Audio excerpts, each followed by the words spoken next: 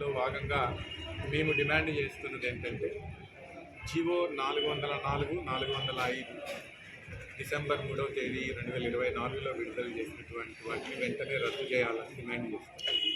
ఎందుకంటే ఈ జీవోలు ఇప్పుడున్నటువంటి హంద్రీనీవా కాలువకు లైనింగ్ వేయాలి అనేటువంటిది ఇప్పుడున్న సామర్థ్యంతోనే.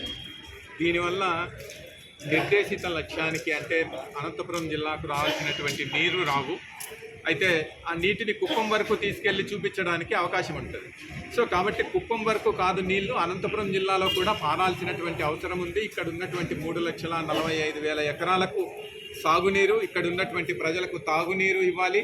ఆ కార్యక్రమానికి ముఖ్యంగా చేయాల్సినటువంటిది ఇప్పుడున్నటువంటి కాలువను 10,000 క్యూసెక్కులకు పెంచాలి. ఎందుకు పెంచాలి అని అడుగుతున్నామంటే కృష్ణానదిలో వరద ఉన్న సమయంలో మాత్రమే ఆ నీటిని తీసుకోవడానికి వీలుంది. కాబట్టి ఆ 40-50 రోజుల్లో రోజుకొక టీఎంసీ చొప్పున తీసుకున్నట్లయితేనే మనము నీటిని అవుతుంది. కాబట్టి ముందు హంద్రీనీవా కాలువను వెడల్పు చేయడం అనేటువంటిది జీడిపల్లి వరకు, ఆ తర్వాత కింద ఉన్నటువంటి ప్రాంతానికి కుప్పం వరకు వెళ్ళేటువంటి కాలువలకు కూడా వెడల్పు తగినంత చేసి ముందు అనంతపురం వరకు 10,000 క్యూసెక్కులకు, అనంతపురం తర్వాత 5,000 క్యూసెక్కులకు కాలువ వెడల్పు పెంచాలి. ఆ పెంచిన కార్యక్రమం అయిన తర్వాత మాత్రమే లైనింగ్ వేయాలి అని చెప్పి డిమాండ్ చేస్తూ ఈ సందర్భంగా మేము ప్రభుత్వాన్ని 404, 405 జీవోలను రద్దు చేయాల్సిందిగా కోరుతున్నాం.